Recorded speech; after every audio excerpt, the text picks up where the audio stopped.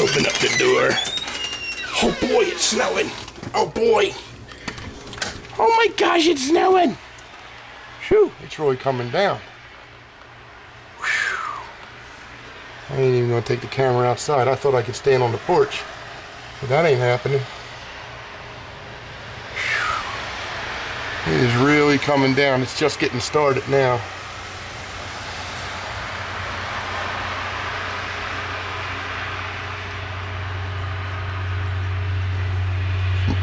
Covered all the cars up. Now he's out running around. Where's the rabbits? Where's the bunny rabbit? The rabbits all have too much sense to be out in this stuff. Okay, here we are about 6 hours later. You can see where Maggie just ran through the snow. Left some pretty deep tracks there. We got a good 4 or 5 inches right now, and it doesn't show any signs of letting up anytime soon. So I'm going to put a plastic bag over my camera here so it doesn't get wet. You can go on out to the van, fire up the van. Hey, wanna go for a ride? Go for a ride. Okay, come on, let's go for a ride. Yeah, alrighty. Maggie loves to go for a ride. Not that van, the other van. Okay, you ready? Okay. All right, we're in the van. Woo! I say we because I have my felonious sidekick here, Maggie. Where's she at? You know, it's great when you can't. Here we go. Anyway, the autofocus ain't working. So, we don't have 3 or 4 inches out there. We got like 5 or 6 out there. I just spent about a half hour brushing off the car. Like no scraping ice or nothing. There wasn't any ice on the car. It was powdery snow, but just walking around the car, brushing off the powder. Took me a long time. There's like 6 inches of snow on the top of the car and on the bottom and the sides. Not bottom, I mean, you know, the road around. So anyway,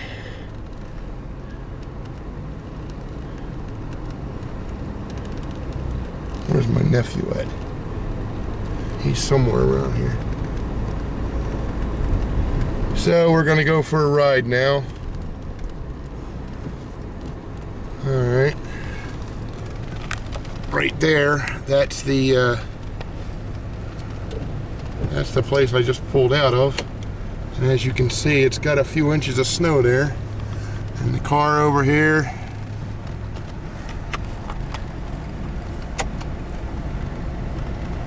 Alrighty.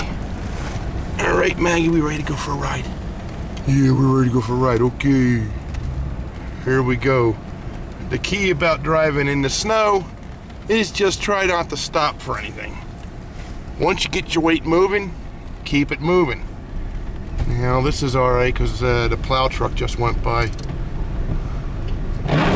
But it's coming down pretty good now. The plow truck went by, but he went in the oncoming lane, it looks like. Whoops. I mean, I'm driving in snow-packed roads right now. So, well, this right here is this hill by the house. I'm going up a real steep hill right now. And before they do anything else, this hill, and it has a curve on it, it has a real bad reputation. So before they do anything else, they come down and they salt this hill and plow it so that nobody has an accident. Here's one of the plow trucks coming right now. Coming the other way. Alrighty. And we're gonna zippity-doo-dah right around the curve here. Alright. But like I said, don't go too fast, but you don't need to go too slow either. You don't need to drive 25 mile an hour. I mean, I'm doing 30 right now, and I'm on a curve, you know, on an exit ramp.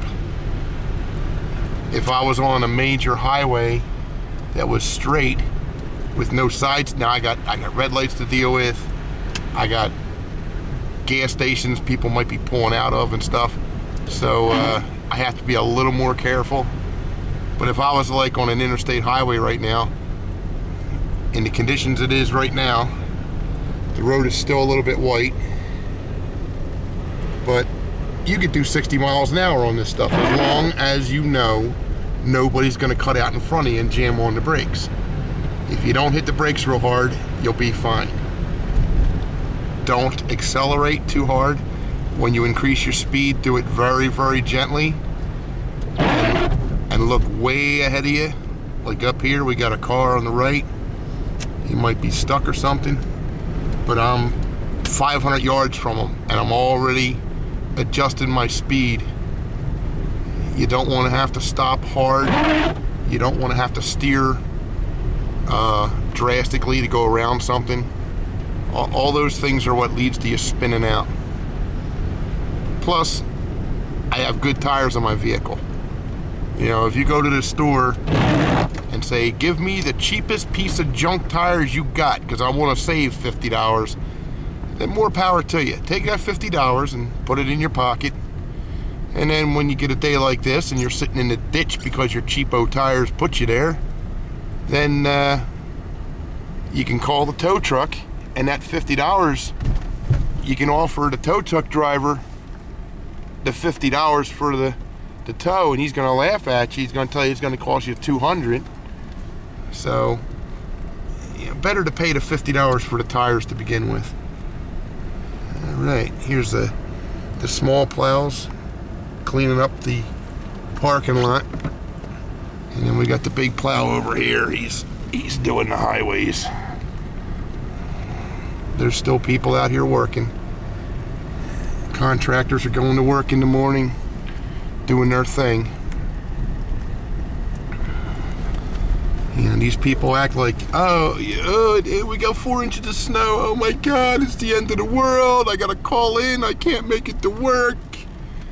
You're an idiot. If you can't make it to work with 4 inches of snow, you should hang up your car keys and don't drive anymore. Now we knew this storm was coming all week. This is Wednesday morning. We've been hearing about this storm was coming since like Saturday. We know for a fact this storm is coming. It's going to be pretty substantial, blah, blah, blah. So anybody who acts like they didn't realize the storm was going to be this bad, they're stupid. And if they're that dumb, they should just stay home for a living. Stay off the road so all of us people that have a brain can actually get to where we're going. Anyway, there's the township truck with the big plow on the front. We're down here at the local Wawa. We're gonna get something to drink, and then I'm gonna head home. There goes the plow there. He ain't plowing, he's just running down the road. That's a small plow for the township. They do like parking lots for the schools and stuff like that. They don't do the highways. Bigger trucks do the highways. Who's that? Who is that? Maggie's on guard. Alrighty, let me put the camera down and go in and get something to eat and drink, and I'll be back in a few minutes. Okay, we're heading back home now. Now the number 2 thing about driving in, well, it could be number 16 for all you care, right? Another major point about driving in snow is you have to be careful for the idiots that don't know how to drive in the snow. You know, they do stupid things. And even though you've got your vehicle under control and you're buzzing right along, everything's going fine, some schmuck pulls out in front of you. Like, you know, they're sitting in a gas station, they're gonna pull out onto the highway, and they see you coming. Now they know the road is covered with snow. They see you coming, and they sit there and they watch and they watch, and they wait until you get 50 feet from them, and they start to pull out. Don't ask me why they sat there, when you were 500 yards away and didn't pull out. No, no, no. They wait till you get nice and close. Suddenly, they pull out in front of you with no warning. That's the number one idiot you got to look out for. Then the number two is there's people that go so friggin' slow, and you don't know what, if they're going, like right now I'm doing about 45. If I come up on somebody who's doing like 30, 25, that's fine. That's just, you know, normal person. But when I come up on somebody who's doing 5 or 10, the warning flare goes up that, hey, this person is scared to death. They probably shouldn't even be out here on the road. And, like, you know, look at me. I mean, I'm flying along, and that guy just passed me, you know. So, I mean, I'm not the only one that, I'm not, you know, like, I ain't the only person out here that knows how to drive in snow. But, you get somebody who's going that slow, that's a major warning. They're scared to death. And when people are that scared, they don't think properly, and they make bad choices, like lane changing with no turn signals and whatnot. So you gotta look out for those people. But then on the other end of that spectrum, you gotta look out for the other knucklehead who's out there in the SUV, and he thinks that just because I have 4 big tires with the big tread and all this, yeah, I can do 90 miles an hour through the snow. You can't do 90, you know. And you got to be on the lookout for him. If you get in his way, he'll, you know, smash into you and ruin your day. Any one of these idiots can screw you up, even though you've got your vehicle under control. Now, right now, I'm plowing through, there's probably 3 or 4 inches of snow packed on the ground. This side of the road has not been salted yet. Now, when we get down on the hill here, here comes the hill right now. Whoops. We're sliding around a little bit. I'm going to go into the center lane and get where the thing's been plowed. But, you know, even if you're completely under control with your vehicle and you're completely confident that you're doing a fine job driving in the snow, now see, here's the truck here.